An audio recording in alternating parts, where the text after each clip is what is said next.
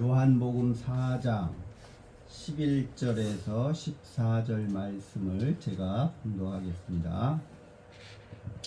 그 여자가 예수님께 여쭌다. 선생님께는 두레박도 없고 샘은 깊습니다. 그런데 선생님은 그 생수를 어디서 구하신다는 겁니까? 선생님 자신이 우리 조상 야곱보다 더 크시다는 건 아니지요? 그분은 우리에게 샘을 주셨고 그분 자신이 그 샘물을 마셨습니다. 또 그분의 아들, 딸들과 가축들도 마셨습니다. 예수님이 대답하셨다. 이 물을 마시는 사람은 모두 다시 목마를 겁니다. 그러나 내가 줄 물을 마시는 사람은 누구라도 절대로 영원히 목마르지 않을 겁니다. 내가 그에게 줄 물은 그 사람 안에서 우물이 될 겁니다. 영원한 생명을 누리게 하도록 솟아나는 물의 우물이요. 아멘. 네, 여기 14절 말씀이 핵심적인 말씀이죠. 이 물을 마시는 사람은 영원히 목마르지만 주께서 말하기를 내가 줄 물을 마시는 사람은 누구라도 절대로 영원히 목마르지 않을 거다.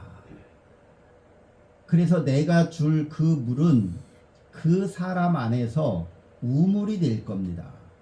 영원한 생명을 누리게 하도록 솟아나는 물의 우물이 될 겁니다. 이렇게 사마리아 여인에게 아주 명확하게 강조하면서 예수님이 대답을 합니다. 이렇게 예수님은 우리들의 질문에 대답을 하시는 하나님입니다. 그래서 우리가 하는 질문은 성경을 읽고 기도하는 거죠. 그래서 이 말씀의 뜻이 무엇입니까? 라고 우리가 질문을 해야 됩니다. 그러면 이제 성령께서 깨우침을 주는 거죠. 그게 바로 신앙의 모습이죠. 그래서 이 사마리아 여인에게 예수께서 신앙심을 새롭게 변화시켜 준 거예요. 그러니까 이 사마리아 여인이 신앙이 없는 게 아니죠. 이 사마리아 여인은 그 신앙심이 그 본질이 유대주의 전통을 가지고 있는 거예요. 이 사마리아 여인이 유대주의 전통의 율법을 알고 있고 그걸 가지고 있죠. 근데 그 유대주의 사람들은 그 사마리아 사람들을 인정하지 안 하잖아. 근데 그 사마리아 사람들 중에 일부는 유대주의 전통을 계속 계승하고 있는 거예요. 그러니까 이 여인도 유대주의 율법의 전통을 알고 있고 그것을 계승하고 있고 그 하나님, 유대인의 하나님을 믿고 있는 거죠. 그러니까 야곱의 우물도 얘기하면서 그 구약 전통의 유대인의 신앙을 이 여인은 가지고 있는 거예요. 그러면 이 여인은 어머니가 아마도 유대인이었을 가능성이 높죠. 그러면 아버지는 누구였을 거예요? 이방 사람이겠죠. 그 아수르 군대들이 쳐들어와서 그 사마리아를 점령하고 그 후로 그 유대인들 많은 사람들은 피난을 갔지만 거기 남아있는 사람들하고 그 북쪽에서 온 그 사람들이 거기 정착하고 사마리아에 살았거든요. 그래서 거기서 결혼하고 살고 그게 700년 8세기에서 5세기면은 200년 가까이 200년 가까이 이방 사람들이 사마리아에서 사는 거예요. 그러면 몇 대가 가요? 3대에서 4대 정도가 흐른 거잖아요. 외국 사람들이 와서 사는 지가 200년 가까이 되니까 그러면 우리가 치면은 200년 전이면 조선 말기잖아요. 그러니까 그 조선 말기 때부터 외국 사람들이 한국에서 한국 사람들하고 결혼하면서 계속 살면 그 자손들은 누가 봐도 그냥 한국 사람이지. 예. 다문화 가족이라고 보기가 어렵잖아.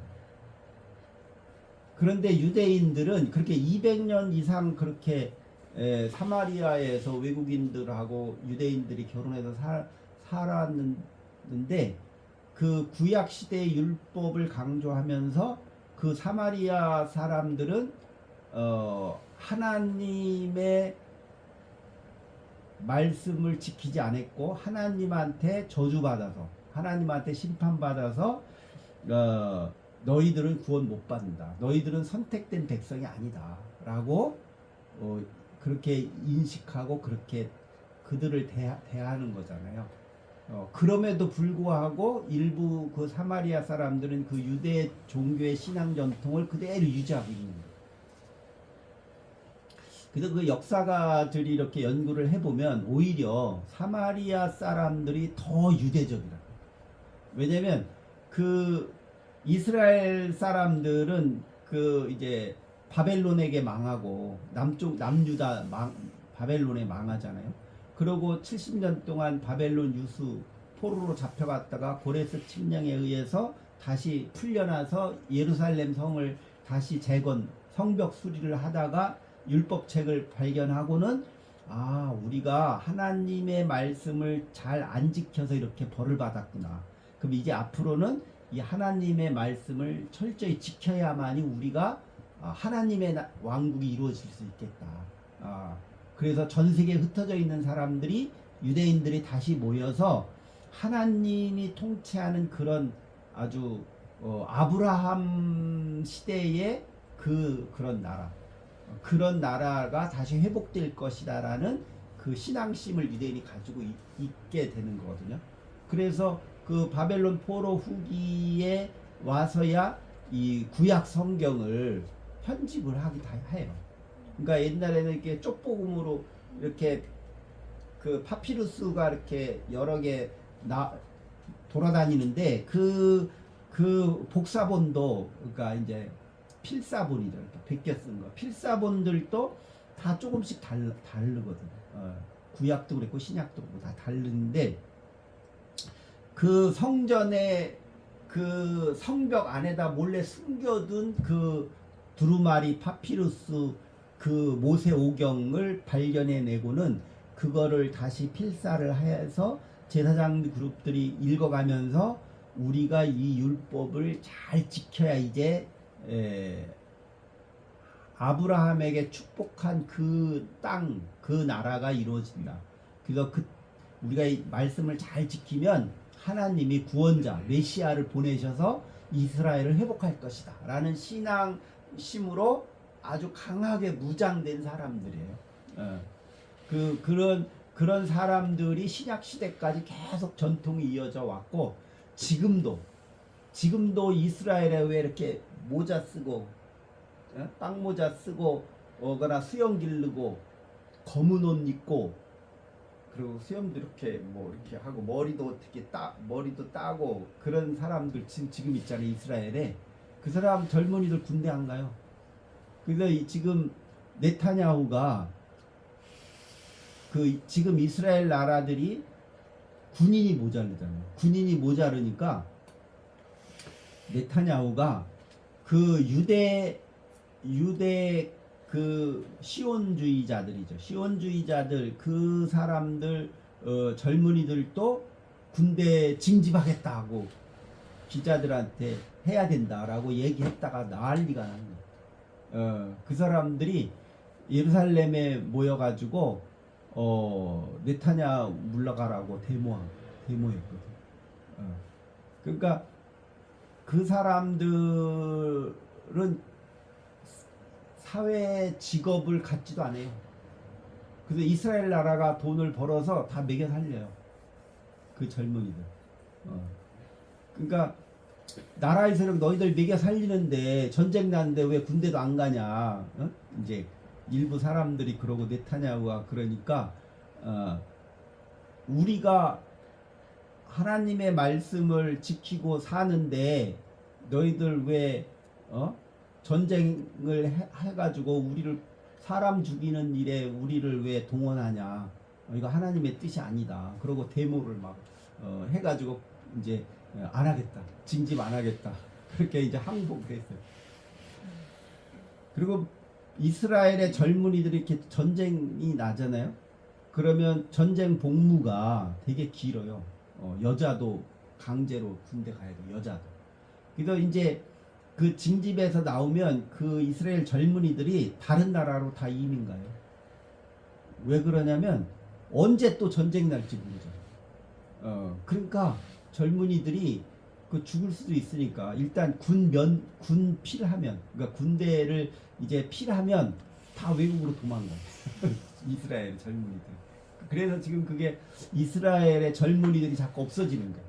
없어지니까 지금 이스라엘 정부가 그게 이제 심각해지고 외국에 떠돌아다니거나 외국에 정착한 그런 유대인들, 또 미국에 많은 유대인들이 있는데 그 미국의 유대인들이 되게 금융 자본을 가지고 있어서 부자들이잖아요. 그 사람들이 돈은 줘도 자기네 가족은 이스라엘로 안 와요. 왜? 불안하니까 이스라엘 안 와요. 그러니까 돈만 보내는 거예요. 그래서 지금 이스라엘이 심각하게 젊은이들이 군대만 필하면 다 외국으로 도망가니까 이제 그렇게 심각한데, 오히려 이 유대인들, 외국에서 온 이 유대인들은 오히려 몇백 년 동안 그러니까 2000년 한 3, 400년 동안 전 세계로 흩어져 살던 유대 종족들이잖아요. 그러면 이 사람들이 꼭 유대인들하고 결혼했냐? 그렇지 않아요. 그래서 어떻게 유대인을 구분하느냐? 엄마가 유대계면 무조건 유대인이에요. 그러니까 아버지는 인정 안 해요. 아버지는 인정 안 하고 그 엄마가 유대인이면 무조건 유대인. 그러니까 오히려 지금 보면 지금 이스라엘에 있는 유대인들은 사마리아 지역, 그 팔레스틴 지역에 사는 사람, 지금의 팔레스틴도 마찬가지고 이쪽 사람들이 더 혈통으로 보나 문화로 보나 종교심으로 보나 오히려 더 아브라함의 종교 전통을 이어가고 있단 말이에요. 그들의 삶의 문화 속에 오히려 아브라함 전통을 더 많이 가지고 있는 사람들이에요. 그러니까 어떻게 보면 지금 이스라엘의 그 권력자들, 전쟁을 일으키고 그렇게 하는 그 이스라엘 그 사람들은 엄격히 따지면 다 사이비, 그 유대 종교자라고 보기 어려요. 다 사이비들이죠. 그러니까 오히려 이 사마리아의 여인은 어떻게 보면 예수님 시대에도 이 사마리아 여인은 몇백 년이 흘렀는데 아주 유대 전통을 가지고 있는 거예요. 근데 여기 그 신약 성경의 그 요한복음만이 이 사마리아 여인이 등장하거든요. 다른 복음서는 없고. 그래서 이 사마리아 여인의 등장, 여기에 예수와의 대담, 이 맥락이 초대교회에 아주 중요했기 때문에 이걸 실었겠죠. 이 에피소드를 실었는데, 그러면 이 신약 성경 요한 공동체에서는 왜 이게 중요했을까? 그들은 왜 이게 중요했을까? 그들은 이 사마리아 여인을 등장시켜서 구약 시대의 율법을 존중하는 그 유대인들이 초대교회에 많이 들어왔다가 나갔거든요. 많이 들어왔다가 많이 나갔어요. 그 유대주의자들이 많이 나갔어요. 그래서 초대교회는 그 오히려 사도 바울보다도, 사도 바울은 유대의 그 전통을 가진 율법주의자이면서도 오히려 유대 종교의 율법을 강조 안 하거든요. 그런데 이 마태, 마가, 누가, 요한 이 복음서 저자들은 유대주의 전통을 아주 강조, 아주 많이 강조. 그래서 예수님의 족보도 나오는 거예요. 그러니까 그 유대주의 전통을 안 버리는 거예요. 이 초대교회가. 왜냐하면 유대인들이 많이 들어왔다가 유대인들이 도로 나가니까 우리는 그 아브라함의 신앙 전통을 이어받은 예수고, 우리는 그런 신앙의 전통을 가진 자들이라서 우리는 사이비가 아니야. 우리는 유대주의 전통 신앙을 계승하는 우리 공동체지 우리가 유대주의를 반대하거나 뭐 그런 게 아니다라는 거를 이제 강조하는 거예요. 그래서 구약 성경에 아주 정통한 사람들이 신약 성경을 써요. 그러니까 이 사람들은 구약을 너무 잘 아는 거예요. 그래서 신약 성경을 읽어보면 다 구약에 있는 말. 그러니까 그 예수님도 그랬잖아요. 하늘 아래 새 것이 없다. 그 말이 뭐냐면 우리 초대교회는 구약 시대의 신앙 전통을 벗어나지 않는다. 우린 그걸 버리지 않는다. 우린 그것을 계승한 신앙 공동체고 그 구약 시대의 예언자들이 약속한 그 메시아가 바로 예수님입니다. 그러니까 우리는 그 전통을 계속 계승해서 이어가고 있는 신앙 공동체니까 유대인들 당신들은 교회를 떠나지 말라. 그래서 그 요한복음이 쓰여지고 요한계시록이 쓰여져요. 그러니까 요한계시록을 쓴 목적이 그거예요. 요한계시록을 왜 썼느냐면요. 유대인 그리스도인들이 자꾸 나가니까 핍박받으니까 아유 도저히 못하겠다. 그러고 다 떠나요. 떠나고 이방인들 중에도 핍박이 하듯이 도미티아누스 황제 때 너무 핍박이 심하니까 이방 사람 중에 기독교인들도 떠나요. 그러니까 그 초대교회가 그 핍박 때문에 위기를 맞아요. 교회 공동체가 붕괴된 노골적으로 모이지도 못하죠. 그러니까 땅 굴속에서 모이고 가정집에서 몰래 모이고 그래서 이렇게 서로 만나면 물고기를 이렇게 그리는 거예요. 암호로. 그래서 물고기를 이렇게 그리면 기독교인이구나 그리스도인이구나 하는 걸 아는 거예요. 그래서 중세시대 때 수도원에 이런 데 보면 다 이렇게 물고기 그림이 있잖아요. 지금도.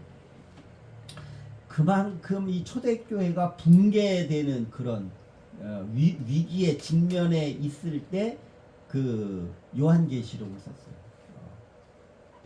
그래서 요한계시록은 거의 80%가 구약 성경을 다 이해해요. 그러니까 막 쓰기는 뭐 환상 중에 뭐가 있고 막 그거 환상을 막 썼다고 기록은 하고 있는데 그거는 이제 로마의 그런 검열, 로마 지도자들에 대해서 노골적으로 저항하는 서신이거든요. 로마가 붉은 용이잖아요. 그러니까 로마 666. 로마의 황제가 666거죠. 그러니까 그걸 노골적으로 로마에 저항하는 글을 쓰면서 이제 하나님의 심판 날이 다가오고 종말이 와서 그 로마 제국군 무너지고 하나님의 그 나라가 이루어진다. 그러니까 조금만 참아라. 조금만 신앙을 버리지 마라. 하고 그런 목적으로 쓴 게 요한계시록. 여기 요한복음도 비슷해요.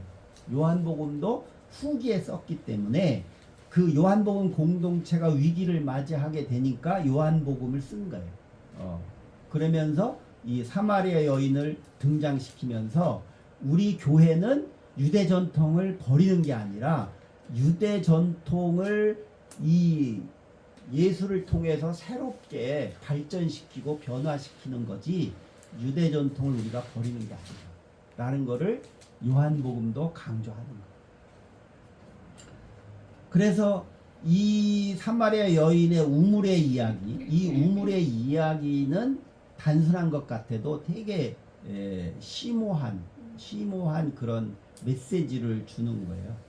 제가 대학교 다닐 때 대만의 아시아 신학자 유명한 C.S. 송이라는 사람이 있어요. C.S. 송.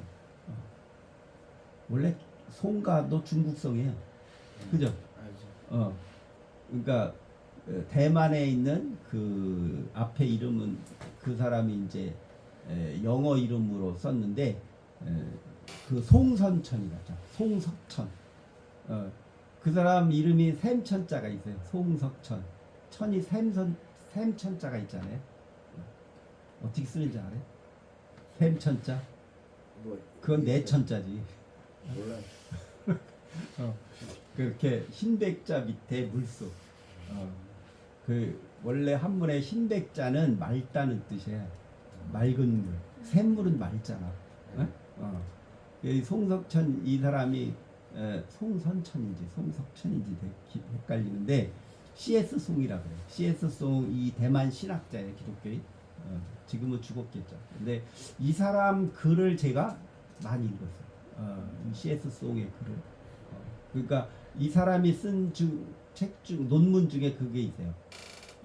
우리의 우물에서 우리의 생수를 마시겠다. 그게 무슨 말이냐면 우리는 서양 사람들이 만든 기독교 교리의 교리를 가지고 성경을 해석하지 않게. 우리는 서구인들이 만드는 기독교 교리가 있잖아요. 깔뱅이의 기독교 강요가 있잖아요. 그런 교리를 기준으로 성경을 읽지 않게. 그러면 우리는 어떻게 성경을 읽어야 되느냐?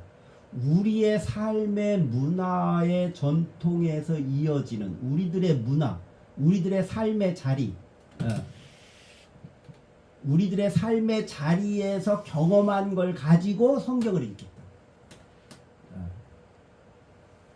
그 사람이 그래서 주장한 게 아시아 신학.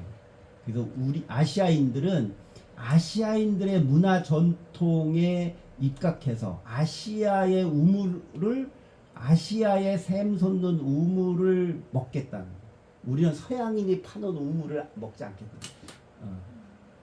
그럼 우리 한국인들은 한국인의 문화와 전통을 가지고 성경을 읽어야 된다.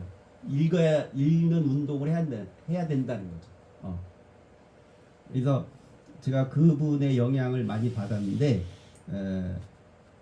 그래서 제가 옛날에 전도사 할 때 설교하거나 교회학교 교사 선생님들한테 성경을 이렇게 얘기해주면 전도사님은 성경을 이상하게 해석해요. 그런 말을 자주 들었는데, 여기에서 주는 메시지 중에 중요한 게 우리는 과연 어떤 우물을 마시고 있는가. 이 성경에서 이 성경이 우물인데 이 성경의 우물에서 우리는 어떤 샘물을 마시고 있을까. 그걸 우리가 고민해야 된다. 그래서 정말 우리들의 삶의 자리와 관련되게 이 성경을 읽어야지 우리들의 삶의 자리와 아무 상관없이 이 성경을 읽는 거는 이거는 뜬구름 잡는 거지 아무 의미가 없어져. 정말 이 하나님의 말씀은 생명 있고 살아 있기 때문에 우리들의 삶의 자리에 필요한 생수지. 그래서 우리들의 삶의 자리를 성장시키고 성숙시키고 변화시키는 그런 살아있는 하나님의 말씀의 역사가 일어나야지 그냥 외국 그 서구 사회 그들의 교리를 가지고 성경을 해석하는 거는 그냥 뜬구름 잡는 거고 우리들의 삶의 변화에 별로 영향을 안 미친다. 그렇게 보는 거예요. 그래서 여기서도 예수님이 그 14절에 뭐라 그랬어요? 내가 주는 물을 마시는 사람은 그 사람 안에서 우물이 될 거다. 14절에 그 사람 안에서 우물이 될 거다. 그런 거죠. 그러면 그 사람 안에서 우물이 돼서 그 우물의 샘물을 먹는 사람은 영원한 생명을 누리게 된다. 그래서 우리가 하나님의 말씀을 읽을 때 우리의 샘물을 발견해야 되죠. 그리고 깨달아야 되죠. 그래서 예수님을 영접했다는 의미가 나 예수님을 내 구세주로 믿어요 라고 고백하고 끝난 게 아니라 예수님을 믿는다는 것은 우리 안에 예수님의 말씀이 계속 올라와야 됩니다. 생명수처럼 계속 그 우물이 올라와야 된다. 그래서 이 헬라어 원어에 보면 그 뜻이 뭐냐면 그냥 오는 게 아니라 왜 반석에 샘물이 터지면 막 하고 올라오잖아요. 유전에 기름 올라오듯이 그러니까 솟구쳐 올라온다는 뜻이에요. 솟구쳐. 갑자기 막 하고 물이 솟구쳐 올라와. 그래서 내 안에 그 샘물이 하나님의 말씀의 깨달음으로 솟구쳐 올라오면 그게 아주 강렬한 충격을 주는 거예요. 그래서 이 하나님의 말씀을 깨닫는 것은 너무 강렬해서 우리들의 삶을 변화시킬 수 있는 그런 힘이 있는 것이다 하는 거예요. 오늘이 5월 17일 5.18, 내일이 5.18이잖아요.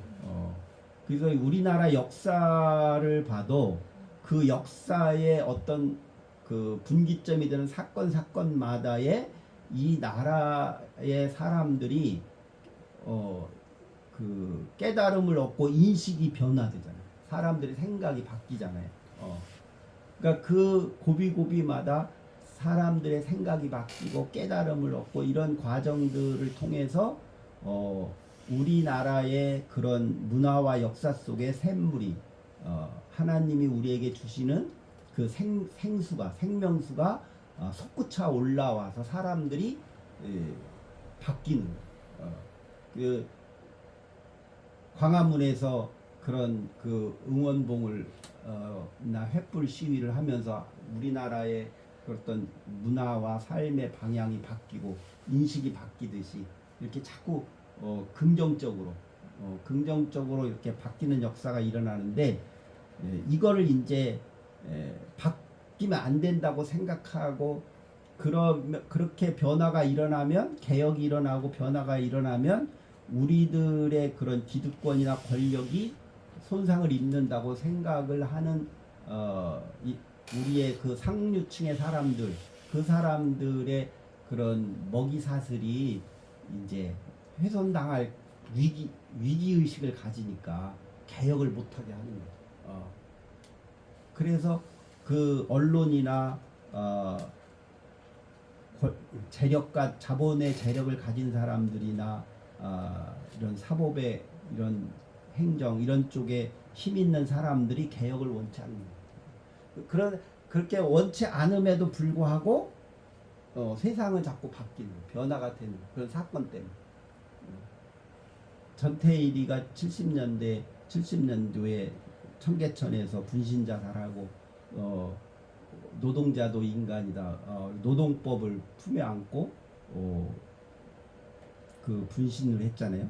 그러니까 그 사건이 신문에 보도되면서 이제 일부 신학자들이 우리가 성경을 잘못 이해했구나를 깨달아요. 그래서 정말 이 성경을 그 안병무 박사가 말하듯이 오클로스 그 민중의 삶의 자리에서 성경을 읽어야지 이 기득권의 권력을 가진 그 자리에서 성경을 읽으면 안 되는 거야. 그런 걸 깨닫죠. 그래서 민중신학이 만들어지는 거예요. 그러니까 항상 하나님의 말씀은 그 자기의 삶의 자리에서 성경을 봐야 된다. 그리고 그 삶의 자리가 착취하는 권력자의 자리가 아니라 고통당하는 자의 자리, 삶의 고통을 당하는 자들의 자리에서 이 성경을 읽어야 성경의 뜻을 깨닫게 되고 거기에 정말 생명수가 있고 그 생명수를 우리가 마셔야 우리는 영원한 생명을 누리게 된다 하는 것을 깨달은 자들이 해방신학이나 민중신학이나 아세아신학 이런 그런 자기들의 삶의 자리에 신학을 만드는 거예요. 또 그 자리에서 성경을 우리가 읽고 있어야 이 하나님의 말씀을 우리가 바르게 깨닫게 되죠. 그래서 과연 오늘 우리들은 내 안에 주님이 주신 그 우물이 어떤 우물인가? 정말 생수가 올라온 우물인가? 아니면 우리 인간의 탐욕에 의한 그런 오염된 세속적으로 오염된 우물을 우리 마음속에 가지고 있는 것은 아닌가? 과연 이 오염된 우물을 어떻게 성령을 통해서 변화시킬 것인가? 그런 기도를 그런 우리들의 삶의 자리를 가져야 됩니다. 월요일 날 제가 이제 광주 제가 소속된 한국예수교회 연대 모임에서 거기 금남로 전일 빌딩 올라가 봤는데 그 전일 빌딩이 5.18 기념관이더라고요. 그리고 바뀌었더라고요. 옛날 전남일보 빌딩이었는데 그 옥상에 올라가면 바로 금남도 그 분수대랑 옛날 도청 바로 잘 보이는 거기에서 이제 청소년 시기에 거기 광주 사태 일어날 때 같이 그 광주 시내 살았던 그 김영준 목사인가 그 친구가 이제 쭉 설명을 해주더라고요. 여기가 저기고 뭐 상무관이 어디고 그 소년이 온다 소설책 그 한강 작가가 쓴 소년이 온다 그 소설책 첫 보면 상무관 나오잖아요. 그 파란색으로 칠한데 거기가 상무관이라고 하더라고요. 거기가 이제 소설의 장면 거기서 이렇게 나오잖아요. 그러니까 그러한 것들을 보면서 우리는 그런 사건들이 결국 우리 이 한국인들의 마음 속에 정말 생명수를 받는 그런 사건, 예수를 믿든 안 믿든 간에 그런 역사적인 사건을 통해서 우리 한국인의 마음 속에 그런 생명수의 우물이 만들어지는 거예요. 그러니까 그런 우물을 그 생수를 우리가 발견하고 그런 우물을 마실 때 정말 우리가 이 세상에 이렇게 혐오가 없고 갈라치기 안 하고 전쟁을 일으키지 아니하고 평화를 이루어가는 차별이 없는 그런 하나님의 나라를 우리가 이루어갈 수 있다 하는 것을 생각하게 됩니다. 그래서 항상 우리가 내 안에 있는 주님이 주신 우물, 믿음으로 갖는 우리의 우물을 마시면서 영원한 생명의 삶을 살아가는 그런 신앙으로 사시기를 주의 이름으로 축원합니다. 기도하겠습니다. 사랑과 은혜가 충만하신 아버지 하나님 감사합니다.